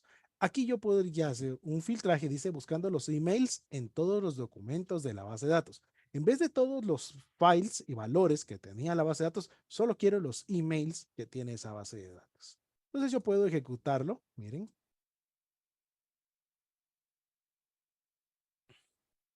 y ahí hizo la conexión a Mongo, miren. Entonces vemos nosotros aquí. Hace la conexión y aquí dice el primer documento de la base de datos. ¿Se recuerdan que el primer documento tenía title Mister, first name Juanpa, last name Ruiz, email Juanpa Jiquer? Le dice todos los documentos completos de la base de datos. Se recuerdan que el primero y el documento tienen el primer documento y el segundo tienen el mismo esquema. El tercero ya no. Se recuerdan que habíamos creado lo de la dirección y todo eso para Tor. Y de ahí la tercera parte que estábamos pidiendo en nuestro código aquí era que solo queríamos los emails de esta base de datos y eliminar que saliera el ID y todo eso. Miren, buscando los emails de todos los documentos de la base de datos. Email y ahí está. Entonces, básicamente así es como Python, después lo voy a enseñar también con JavaScript y todo eso, se conecta directamente a nuestro Mongo que ya está funcionando, ¿sí? Esa es la forma en que nosotros podemos hacer uso también de Python con Mongo y de cualquier otro lenguaje, pues, porque ustedes van a utilizar la misma sintaxis que vamos a utilizar en Mongo dentro del lenguaje de programación, ¿sí? Entonces también podemos agregar, podemos borrar, podemos hacer esto. Entonces es lo que les digo. Aquí yo ya puedo crear esas condicionantes, ¿verdad? Ya puedo crear esas condicionantes para determinar si puede ingresar un número o que el formato no es válido, aunque Mongo sí lo podría recibir, pero yo desde aquí de programación puedo decirle que haga esas cláusulas, pues, ¿verdad? De programación. Bueno, quería comentarlo porque lo habíamos dejado en el tintero, ¿verdad? Entonces aquí vamos a limpiar pantalla y vemos directamente que en nuestro sender, que ya pudimos accesar, estamos directamente también en una base de datos como test que automáticamente Mongo nos creó, nos da para que cuando el terminal entra tenga un lugar en donde ir a caer, pues, ¿verdad? Entonces empieza a funcionar. Les hablaba yo directamente que esto es una consola JavaScript, pues, ¿verdad? Entonces ustedes pueden ver X igual a 200. Yo le puedo decir X, miren, y es un JavaScript, pues, ¿verdad? Es un JavaScript directamente. Yo le puedo decir X dividido 5 porque ya le puse un valor. Le puedo decir X por 2. O sea, realmente es un JavaScript el que tenemos aquí, pues, ¿verdad? ¿Cómo nos podemos dar cuenta también que él maneja también bibliotecas igual que las de JavaScript? Miren, mat, ¿verdad? Punto sin de X. Y a X ya le dimos un valor, ¿sí? Entonces, vemos nosotros que está funcionando el seno de X, como fuera JavaScript igual, pues, ¿verdad? Hablábamos también que entre el formato que tiene Mongo para las fechas, como lo vamos a poder ver, es que nosotros le podemos decir new date, miren, y automáticamente nos devuelve la fecha en formato Unix que hoy nosotros estamos teniendo, ¿sí? También yo puedo, o sea, new date me daría la de hoy, pues, ¿verdad? También yo puedo venir y decirle también que yo quiero meter un valor en las fechas, pues, ¿verdad? Entonces eso es lo bonito porque yo puedo especificar cómo deseo directamente también, ¿sí? Que me funcionen las fechas, ¿verdad? Y vemos que se ingresa y ahí resetea la hora y de todo, porque no puse el time, ¿verdad? Entonces tendría que agregar el time. Entonces, esto solo se los estoy enseñando para que ustedes se den cuenta realmente que MongoDB es un JavaScript, pues, ¿verdad? Y un poquito ahí de Unix para ciertas cositas, pues, ¿verdad? Entonces, bueno, Ya que vimos eso, lo vamos a borrar también y empecemos, perdón, aquí se lee, es que uso Clear con el Sender. Y estoy familiarizado al estilo Linux. Bueno, vemos nosotros lo siguiente. Nosotros podemos determinar y saber en qué base de datos estamos trabajando con el comando db. Al teclear db me dice qué base de datos estoy. Si ustedes se dan cuenta, respondió test y sigue con test y el bracket para decirnos que estamos en la base de datos test. Yo puedo decirle que me muestre qué bases de datos tiene mi servidor Mongo con el show dbs. Miren, y me dice cuánto están pesando. ¿Se recuerdan que creamos DB Mi Negocio? Miren, todavía tiene 72 KIBs, ¿va? Entonces, es una nada lo que realmente está pesando. Y miren cuánto usa para la configuración, 108, ¿verdad? La local 80, el administrador 40, o sea, realmente tenemos instalado una nada en nuestra máquina para todo un proceso de base de datos, pues, ¿verdad? Como todo, también tiene una consola help que me puede ayudar a yo estar buscando directamente opciones que yo pueda necesitar, pues, ¿verdad? Entonces, yo también puedo poner, digamos, un db help que me enseñaría las opciones que hay para el comando db, pues miren. Entonces me enseña todo lo que yo puedo hacer con db, ¿sí? Bueno, vamos a tener una clase de CRUD directamente, pero vamos a ver un poquito del CRUD para poder trabajar. Veamos lo siguiente. Vamos a crear una base de datos nueva.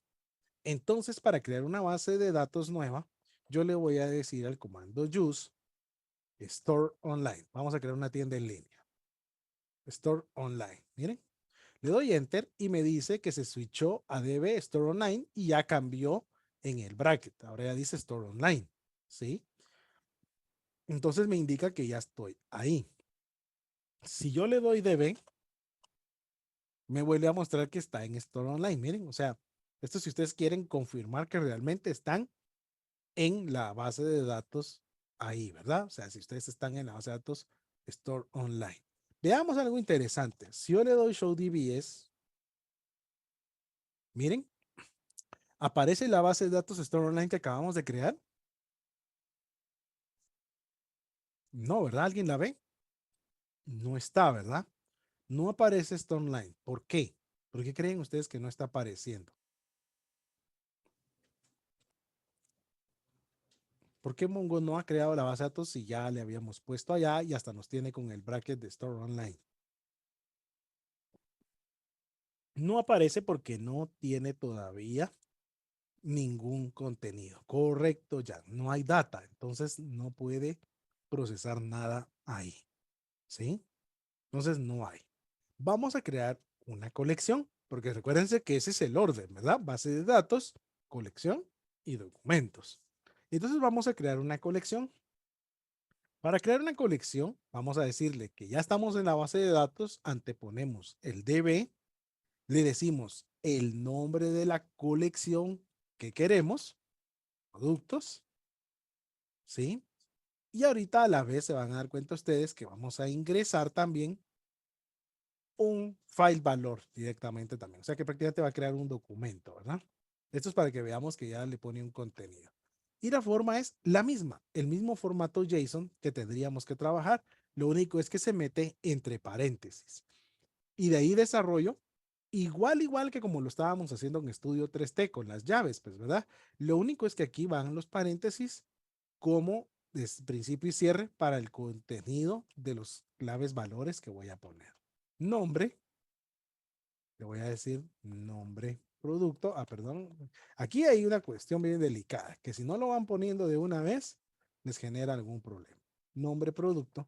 Y eso es lo bonito que hicieron con el Mongo Shell, que con el Mongo Shell corrigieron la forma ambigua de que no cambiaba de colores, que no se podía ver nada, pues, ¿verdad? Entonces hicieron bonito porque ya nos da también otros tonos de colores para funcionar. Miren. Y entonces, aquí estoy creando básicamente un documento. Aquí no va el punto y coma como va en los otros, pues, ¿verdad? Estoy creando la colección productos con un documento que ya va a tener únicamente nombre producto laptop ya como un documento. Si no hay ningún error, vemos nosotros, como aquí pues me dio que hay un error, debe productos. Ah, perdón, me faltó poner insert. Pero está bueno que nos ocurran ahí. Insert, miren, que voy a insertar un documento en la colección. ¿Sí? Y entonces le doy aquí y me está diciendo collection insert. Esta es la versión 6, pero no debería darnos ningún problema. Ah, no, ya estamos. Ok, no, perdón, no es error. Solo nos está diciendo que podemos hacer usos de insert one, insert many o bulk write, que son nuevas opciones que hay en MongoDB 6. De ahí nos dice true, que el valor fue bien y fue insertado en el cero. Recuérdense que el estado de memoria, el primer estado de memoria en cualquier lenguaje de programación es cero, ¿verdad? Y entonces ya está ahí. Nosotros podríamos corroborar si ya se creó la base de datos. Show DBS, porque el documento tuvo que haber ingresado. Como el documento ya ingresó y se creó la colección, ahora sí ya está directamente también esta Store Online, pues, ¿verdad? Entonces ahora sí ya la vemos y ya tiene un tamaño, pues, ¿verdad? Nosotros podríamos ver si la base de datos realmente creó la colección productos también y le podríamos decir show collections y vemos que ahí está productos. Miren, básicamente ya está también creada la base de datos. Ahora, ya creamos un documento, creamos la colección y creamos la base de datos. Ahora les voy a enseñar algo que es de suma importancia: eliminar la base de datos. Y aquí es bien delicado, porque cuando nosotros estamos en un SQL Server o en un Oracle o en una interfase como estas, recuérdense que eliminar una base de datos nos va a dar como 50 alertas. ¿Está seguro? ¿Está seguro de estar seguro? ¿Está seguro de estar seguro? ¿Está seguro de estar seguro de seguro de seguro? Y entonces ya le dice uno que sí, ¿verdad? Porque hay mucho wizard para eso. A diferencia de acá de MongoDB, es que yo le digo DB, que es uno de los comandos para indicar que es la base de datos, y le digo drop database. Miren, aquí no me va a preguntar a mí nada. Simple y sencillamente la elimino. Miren, ok, estado 1, drop it, store online. Entonces, vemos nosotros que si nosotros le damos un show PBS, ya no está. Miren, aunque me indica en el bracket que estoy en esa, porque recuérdense que de todas maneras estoy en un use de esa base de datos, aunque no tenga ahorita nada. Pero aquí ya borré lo que habíamos hecho. Automáticamente se eliminó. ¿Sí? Y entonces esta es la forma en que nosotros podemos borrar una base de datos. Aquí imagínense si eso hubiera tenido miles de registros, los hubiéramos perdido ahorita en este momento. Tendríamos que ir a las réplicas antes de que replicaran y eliminaran todos, pues, ¿verdad? Entonces, delicado, ¿verdad? Delicado, pero en Mongo así es, pues, básicamente no tenemos problema con eso, ¿sí? La elimina solo así, ¿sí? Entonces, ahora vamos a volver a repetir algunos pasos para que veamos un final de trabajar con nuestra consola. Vamos a volver a ver el Use Store Online, que ya estoy ahí, pero me dice que ya estoy ahí. Miren, already on DB Store Online. O sea, ya nos hace cuentas de estas. Verificamos si hay colecciones. No hay. Esa línea en blanco es que no hay colecciones. Y entonces nosotros ahora vamos a ver. En vez de crear con documentos, solo vamos a crear colecciones. Miren, pues. Entonces nosotros le podemos decir db create. Des en cuenta que la C de colección es mayúscula. Collection ya es en singular. Y le digo usuarios. Le doy enter y me dice ok. Si yo le doy show collections, ya aparece. Las colecciones sí se pueden crear. ¿sí? Sí se pueden crear. Entonces nosotros podríamos verificar show DBS y vemos nosotros directamente que Store Online ya se creó. O sea, que con que sea un documento o sea una colección, ya crea la base de datos en mi disco duro. ¿Sí? Entonces aquí ya se creó porque ya creamos una colección. ¿Sí? Vamos a crear otra colección. DB Create, digamos que este sistema tiene que tener también no solo usuarios, sino que también debería de tener productos. Ay, perdón, puse mi teclado en inglés. Ahí estamos. Miren, ok, uno. Está bien que vayan apareciendo los errores porque si se dan cuenta ustedes que sucede cuando nos confundimos. ¿Sí? Vamos a crear otra colección. Debe create collection y vamos a crear la de vendedores. Ok, show collections y vemos productos, usuarios y vendedores ya en nuestra base de datos. ¿Qué les parece? Nosotros podemos eliminar también, voy a dejar aquí rápidamente, nosotros podemos eliminar una colección. Para eliminar una colección usamos el mismo comando que estábamos hablando, ¿sí? Lo único es que ahora especificamos DB porque ya sabe que está en la base de datos Store Online. Entonces nos pregunta qué colección nosotros desearíamos borrar. Le decimos productos y usamos la misma instrucción que con la que borramos la base de datos. Drop. Miren, paréntesis y enter. Y nos dice true, quiere decir que se borró bien. Aquí también no nos hubiera preguntado por la cantidad de documentos que habían adentro de la colección productos, pues, ¿verdad? Ya solo quedan dos, ¿sí? Nuevamente yo podría borrar también usuarios, punto drop, true, quiere decir que se borró bastante bien. Puedo hacer nuevamente db vendedores, punto drop, show collections, y ya no hay ninguna. Entonces acabamos de hacer, deshacer, crear y borrar básicamente desde ahí, ¿sí? Bueno, es una maravilla la consola, ¿verdad? Porque imagínense que ustedes lo sienten en un Unix o lo sienten en un Linux que no tiene GUIs, que no tiene KDEs, que no tiene Studio 3, no tiene Robo, no tiene Compass, y ustedes tienen que trabajar desde un terminal. Esto es una maravilla tener que conocerlo, pues, ¿verdad? Lo mismo hacemos desde una consola de estudio 3D, lo mismo.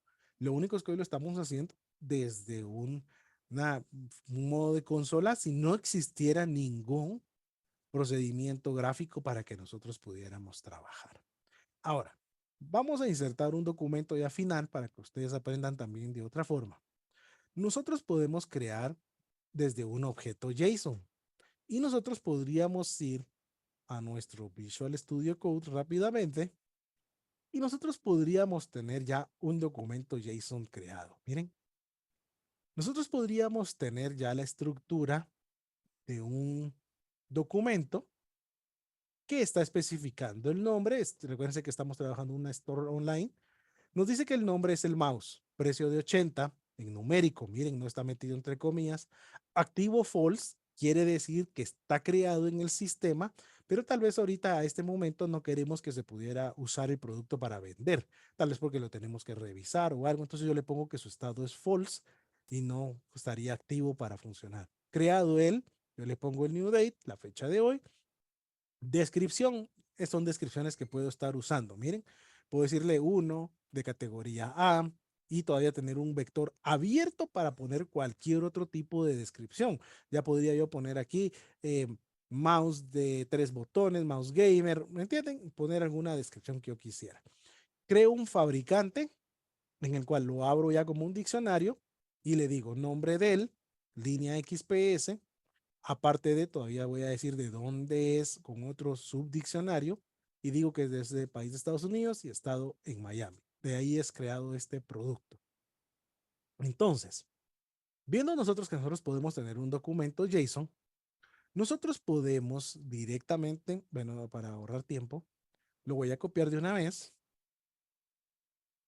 Yo puedo ir a mi sender y aquí en mi sender, ¿sí?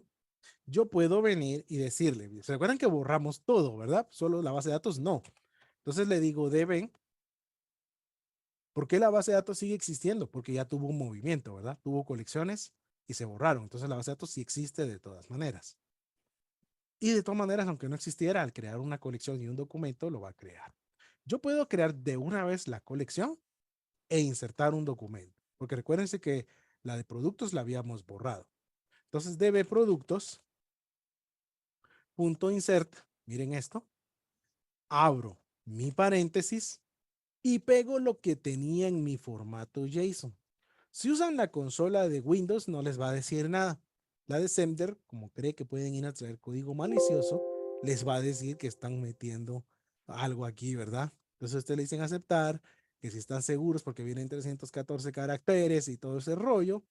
Entonces ustedes le dicen que sí, miren, y se pegan. No son alertas de warnings, son warnings porque está diciendo que ustedes están insertando scripts, pues, ¿verdad? Entonces toma como que de seguridad esto. ¿Se recuerdan que les dije que en consola, a diferencia como vimos en Visual Studio Code, no requiere los paréntesis, pero aquí sí. Entonces tengo que poner el paréntesis de cierre que está en mi primera línea, ¿verdad? Aquí después del insert. Y aquí ya básicamente yo puedo directamente insertar mi documento. Miren, true quiere decir que se hizo bien. False es que hubo algún error, alguna coma, algo faltó, ¿verdad?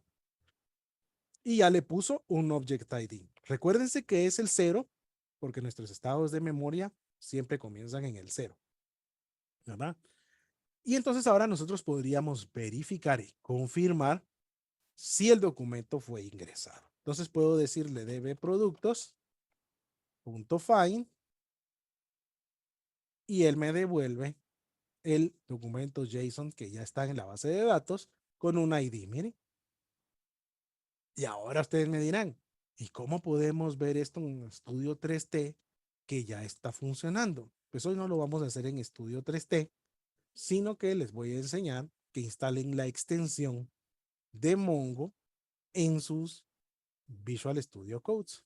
Entonces ustedes abren su cuento acá, yo ya tengo creada mi conexión, solo le tendrían ustedes que decir una nueva conexión, pero yo me conecto acá directamente. Miren, ya se conectó porque están mis servicios abiertos y acá puedo ver yo ya mis bases de datos. Miren, productos, un documento y podría ver mis documentos. ¿Sí? View Documents. Y miren, ese es el resultado de Store Online Productos JSON, no es la que yo tenía aquí. Miren. Y aquí está. Sin más claro, no canta un gallo, ¿verdad? Y aquí está en mi Visual Studio Code. Puedo hacer cambios desde aquí y grabar y es más fácil, pues, ¿verdad? Pero lo estamos trabajando hoy desde CMD, ¿verdad? Entonces, esto es para que ustedes se den cuenta que pueden descargar la MongoDB extensión y les permite manejar también sus bases de datos como formatos JSON, pues, ¿verdad? ¿Sí? Voy a cerrarla y nos podemos dar cuenta que la base de datos sí fue creada. La Store Online ya está en nuestro Mongo también creada, ¿sí? Entonces vemos nosotros que esta es la forma en que nosotros podríamos insertar también documentos directamente desde nuestros JSON, ¿sí? ¿Estamos? Ahora, básicamente, también nosotros podríamos insertar más documentos desde también nuestro Visual Code, pero ahorita lo vamos a hacer. Ahorita lo que vamos a hacer es que vamos a trabajar rápidamente con la que ya ingresamos. Voy a limpiar aquí y vamos a hacer lo siguiente, ¿sí? Vamos a ver que ya todo lo del show ya lo hicimos. Debe productos insert. Vamos a crear otro producto dentro de nuestra base de datos que ya tenemos. Debe productos. Ya vamos a terminar. Debe productos. Punto insert. Paréntesis. La llave que tiene que tener un documento JSON. Le vamos a decir nombre. Vamos a hacer un esquema más pequeño, ¿verdad? No tan grande como el que tiene ya la base de datos. y le vamos a decir que vamos a meter un monitor, miren, ¿sí? Le vamos a meter, bueno, metamos primero un teclado. Vamos a meter un teclado sencillo. Teclado, ¿sí? Y cerramos nuestra llave, cerramos nuestro paréntesis y le damos enter y true, que ya fue ingresado. Le damos un db productos find, ya nos muestra dos, miren. Este que tiene un esquema más completo y este que solo metimos como nombre teclado, ¿sí? Vamos a meter otro más, db productos, la maravilla de Mongo, ¿verdad? Que los esquemas pueden ser diferentes. Db productos.insert y le vamos a decir nuevamente llaves, ¿verdad? Nombre, que es nuestro file, valor, le vamos a decir un monitor. Y aquí, si ustedes necesitan ingresar otro file valor, lo separan por comas, miren. Entonces, precio, dos puntos, y como es numérico, no necesita comillas, llaves, paréntesis, true, y vemos que ya hay otro. Y ahora ya hay tres. Nombre teclado, nombre monitor con su precio y el mouse que ya habíamos ingresado. ¿Sí? No tienen los mismos atributos y esta es una gran ventaja en MongoDB, ¿sí? Porque no tiene una estructura como tiene nuestro SQL, ¿sí? Y ahora, normalmente también ya que ya ingresamos tres cosas, algo que necesitamos hacer, aunque lo vamos a recibir en una clase bien específica, pero si quiero dejarlo ahorita por la tarea, productos.find, yo puedo mandar a hacer búsquedas por medio del find y le puedo decir que deseo que me traiga nombre. Veamos qué va a suceder. Laptop, laptop creo que no existe, ¿sí? Y no nos trae nada, porque la laptop no existe. Si nosotros le decimos nombre, monitor, nos trae el objeto que es completamente monitor y todas sus descripciones, pues, ¿verdad? Entonces, esto es bien interesante porque nos permite también hacer esas búsquedas. También nos permite hacer búsquedas por diferentes atributos. Yo puedo ir a traer, miren lo siguiente, podría irle a decir que me traiga todo lo que es con nombre, ¿sí? Monitor, e inclusive yo podría agregarle un atributo más, aunque ahorita va a ser el mismo, pero tendríamos que haberlo construido más grande, pero por tiempo no lo estoy haciendo. Yo podría decirle con dos atributos, miren. Entonces iría a buscar a la base de datos todos aquellos que su nombre fuera monitor y tuvieran el precio de 99.99. Si hubieran más monitores, pero no tienen el precio de 99.99, no los iría a traer, ¿verdad? ¿Sí? No los iría a traer. Entonces me está yendo a traer los que tienen eso básicamente. Bueno, para terminar, nosotros podríamos insertar también una colección completa de datos en JSON. Miren. Y aparte de, esta sí está marcando un error de JSON porque yo puse la línea 1. Ustedes pueden crear sus documentos en Visual Studio Code o cualquier otro IDE en tipo JSON y ustedes pueden directamente instalen la extensión de JSON en su Visual Studio Code y ustedes podrían hacer esto. ¿Se recuerdan que eso lo estábamos escribiendo en la consola? Entonces, yo puedo hacer mis esquemas, miren aquí, ¿sí? Este es false, este es true, este ya es un disco duro, este le estoy poniendo más datos, el esquema es muy similar, lo estoy guardando casi igual, ¿sí? El esquema es casi igual. Y yo podría directamente copiar todo porque ya puse la línea de db products insert que me permitiría hacer directamente un insert completo de todo, ¿sí? ¿Sí? De todo directamente. Y entonces nosotros podríamos directamente poder insertarlo. Miren, recuérdense que aquí nos va a marcar eso, datos. No lo pega, le damos enter y nos dice true para dos objetos más. Miren. Entonces nosotros ahora ya tenemos dos objetos más en la base de datos. Podemos ir a revisar con un find y ahí estamos. Miren, me desplegó todos, ¿verdad? Aquí está, desde aquí comienza el find y me desplegó todos. Miren. Ahora, una observación, que cuando sí lo hacen así, requiere esta coma que está acá. Miren, si solo van a insertar documentos JSON, no requiere, o sea, si solo es un documento, no requiere la coma. Si van a hacer varios documentos dentro de un mismo archivo JSON, sí tienen que irle poniendo coma antes del final del bracket y del paréntesis, pues, ¿verdad? Cada uno lo tendrían que ir separando con comas. Aquí yo fuera a poner otro, coma, pues, ¿verdad? Y ya copio y pego mis estructuras y las puedo ir trabajando aquí, pues. Entonces, les enseñé la otra forma, pero ustedes pueden hacerse valer de este tipo de herramientas como Visual Code, pues, ¿verdad? Que podría estarlos ayudando a realizar este tipo de funciones dentro de su código también en consola. Miren, entonces nos permite hacer básicamente estas circunstancias. Y lo último que quería decirles es que básicamente sí instalen sus mongos. Ahora, a mí esta de Mongo me gusta, pero realmente, voy a cerrar todo esto, no es la que más me esté agradando. Me gusta más esta, miren. Y esta les invito a que la puedan instalar. ¿Cuál es? Si vamos a extensiones y ponen MySQL, instalen esta, miren, la que tiene los dos colorcitos de las bases de datos. Instalen esa, que es esta que aparece aquí, y esta es bien interesante, miren, porque ustedes pueden decirle que desean, perdón, no es eso lo que quería ahí, no guardar. Ustedes pueden decirle acá que desean una conexión, miren, así les va a aparecer la primera vez. Entonces, ustedes pueden conectar MySQL, MariaDB, PostgreSQL, SQL Server, Oracle, SQLite, DM8, Mongo, miren, Docker, todo. Y ustedes solo seleccionan Mongo, les pide los datos, si la tienen como localhost y no tienen password todavía, la pueden grabar y ya estarse conectando, que fue lo que yo hice. Y aquí esta base, miren, ya está creada mi conexión, como tengo en mi estudio 3T y de todo. Y cuando yo me conecto, miren lo que hace de interesante.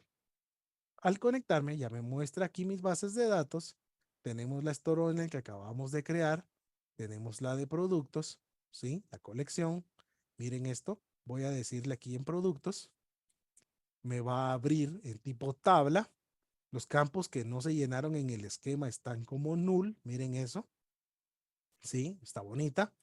Y miren qué interesante es esto, que yo aquí puedo ir a editar de una vez, ¿sí? Yo puedo ir a editar, ¿sí? Yo puedo editar teclado gamer, doy enter y de una vez, bueno, ahorita no hizo el cambio porque tengo bloqueado con password, pero puede hacer el cambio de una vez. Creo que ahorita si lo actualizo, sí ya lo deja ver nuevamente, ¿verdad? Entonces vemos nosotros que puede producir estos cambios. Miren que esto me gusta también. Podemos borrar un documento directamente desde aquí y le puedo ir a decir que lo borre, miren.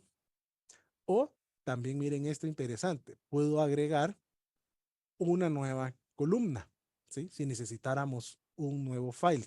Y también puedo ingresar todo un documento con la estructura más grande que haya en la base de datos. O sea que toma el esquema más grande y me permite insertar el documento. Miren, el ID no lo lleno y de ahí ya puedo llenar precio. Me dice que es int. Miren, creado él. Puedo ir a escoger la fecha y hora como yo desee. Fabricante, nombre, activo, que es true o false, y descripción. Y le puedo decir insert. Miren qué práctico lo hace esta extensión de Visual Studio Code. Visual Studio Code está agarrando demasiada fuerza. Y aquí me muestra cuántos registros tengo, ¿verdad? Tiene otras opciones, miren eso. Puedo ir directamente a conectarme solo al ver los métodos, ¿sí? Es muy interesante realmente, miren. Puedo ver mis colecciones, puedo abrir otra base de datos, pues, ¿verdad? Miren qué interesante esto porque puedo abrirlos en otra pestaña, pues, ¿verdad? Entonces me permite verlas, pues, ¿verdad? ¿Sí? Y está bastante amplio. Aquí también me permite un más, puedo añadir columnas, miren, directamente a este, pues, ¿verdad? Entonces, Me gusta. Aquí está ya la que estábamos trabajando. Miren lo que les digo. Si ustedes quisieran agregar otro, va a traer solo esos. Miren, last name, email, type, last name, dirección. Va a traer siempre a veces el que está más complejo. Y también yo puedo directamente llenar aquí o corregir un campo. Miren, y puedo verlo acá. Miren, puedo cambiar hasta el formato, ¿verdad? Sí, miren. Está muy interesante, está muy bonito. Entonces, para las tareas que vienen, pues solicito que los puedan instalar, ¿sí? Bueno, para terminar ya prácticamente, quiero que veamos la tarea aquí para que ustedes puedan hacerla. La tarea que queda para esta semana no demorarán en cobrar tiene una extensión de pago. O sea, todo lo que hicimos ahorita está en gratis. En una extensión de pago, obviamente, tiene más costo. Por Visual Studio Code no creo que vayan a cobrar porque Microsoft es un IDE gratuito. Lo que sí se cobran son unas extensiones. O sea, hay extensiones que pueden tener free y un plus si se paga la extensión. Pero Visual Studio Code como tal es la versión gratuita de Microsoft porque el pagado pues es Visual Studio. ¿Va? El Visual Studio profesional es la de paga. ¿Verdad? Veamos qué dejamos de tarea, por favor, para que rápidamente ustedes les quede un refresh. A manera de practicar lo aprendido en la clase número 2 por la línea de comandos, realizarás los siguientes ejercicios. Tomarás captura de pantalla de cada proceso y lo colocarás en un documento PDF. Crearás una base de datos a tu elección. Crearás 3 colecciones. Insertarás 3 documentos sencillos en una de las colecciones. Eliminarás cada una de las colecciones. Eliminarás la base de datos creada mostrando que ya no existe en el listado de tu base de datos. De lo que hicimos el día de hoy. El ejercicio número 4. Te han contratado en un videoclub, deseas realizar su base de datos en MongoDB. A manera de aprender la normalización en MongoDB, realizarás una imagen de las relaciones como base de datos SQL y el esquema JSON de tu base de datos no SQL en una imagen. ¿Se recuerdan las que hicimos de las comparaciones cuando hicimos el post de Instagram y todo eso que estuvimos trabajando? Crearán su relación SQL y presentarán su esquema MongoDB. Puedes utilizar herramientas como Draw.io para realizarlas. Utilizarás tu Sender y Mongo SH como consola para crear la base de datos, su colección y documentos. Queda a tu criterio la normalización del esquema a utilizar para cargar los documentos. Mínimo 5 documentos. Hoy yo no les estoy diciendo qué files y campos. Analicen qué requiere un videoclub. ¿Qué debe llevar un videoclub? Las películas, las membresías, los clientes.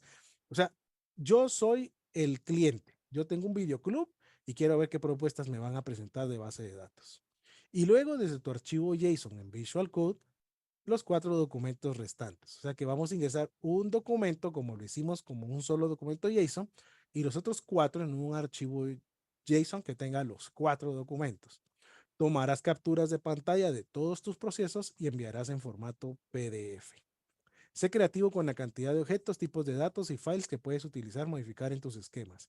Queda a tu criterio que otros files puedas tener el videoclub o sorprender con ampliar tu opción de desarrollo en su base de datos como cliente. Recuerda, no todos los documentos deben tener el mismo esquema. Bueno, eso es prácticamente nuestra clase de Mongo del día de hoy. Y si vieron esa integración que tiene Python, hoy quiero recordarles que pueden estudiar Python en nivel 1 online, o sea, no es virtual presencial como los otros, sino que es online. Yo les doy acceso a todos los videos que se han grabado en sesiones de 3 horas cada una, y lo cual ustedes podrían aprender lo siguiente. Todo el módulo 1 de introducción a Python, el módulo 2, el módulo 3, 4, 5, 6, 7, 8, 9, 10. Se les dará todas estas opciones. El curso básicamente tiene también un diploma realizando todos los talleres prácticos de clase, tareas de cada clase, realizando la visualización de todos los videos, realizar el proyecto final y obtienen un diploma técnico que tiene un código único de verificación que pueden adjuntar a su hoja de vida o currículum vitae. Adicionalmente, esta promoción, el pago único es de $15. Ustedes tienen acceso a más de 20 horas de videos en sesiones de 3 horas, más de 50 temas a trabajar online a tu propio ritmo, acceso de por vida al contenido, sesiones de 3 horas por clase. Tú puedes verlas pauseadamente, no necesariamente las 3 horas. Tienes recursos descargables en PDF, todo lo que ves en mis presentaciones, todo lo que ves que yo uso de material, todo te lo entrego en PDF. Recursos descargables como códigos y de todo que tú vas a poder descargar, que ves que se vamos trabajando y de los talleres. Los talleres los recibes en PDF y en código Python. Tus tareas en PDF, obviamente no recibes el código de las tareas, pues, ¿verdad? 2 sesiones programadas en vivo, o sea que te voy a asistir a que puedas gozar de 2 sesiones, ¿verdad? Que se realizarán grupales. Se pondrá una fecha, se determinará para ayudarte a resolver dudas, para ayudarte a tener una comunicación virtual, es así, en online. Un diploma técnico de programador en Python N1, un cupón de descuento con el certificador oficial, que el pago es por separado, para tu certificación PSP 3001, 3002 en Python Institute, ¿sí? Y tú puedas certificarte internacionalmente, adicional del diploma que nosotros te estamos entregando. Puedes pagar por medio de PayPal o por Western Union como remesa, y en PayPal, en la página que estás viendo acá, puedes directamente realizar tu pago de PayPal también, ¿verdad? Y haces enviar y tienes directamente también la modalidad de pago para inscribirte al curso, que es de $15 para que puedas ver todo este contenido, trabajos, tareas. El curso es completamente práctico y recibes todo tu material en PDFs también. Entonces, los invito a que estudien, los invito a que se preparen. Si alguien quiere más información del curso de Python, me puede escribir en privado, ya sea en todas las redes sociales que tenemos, y será un placer asesorarlos. ¿Sí? Bueno, voy a cerrar nuestra grabación y estamos prácticamente terminados por el día de hoy.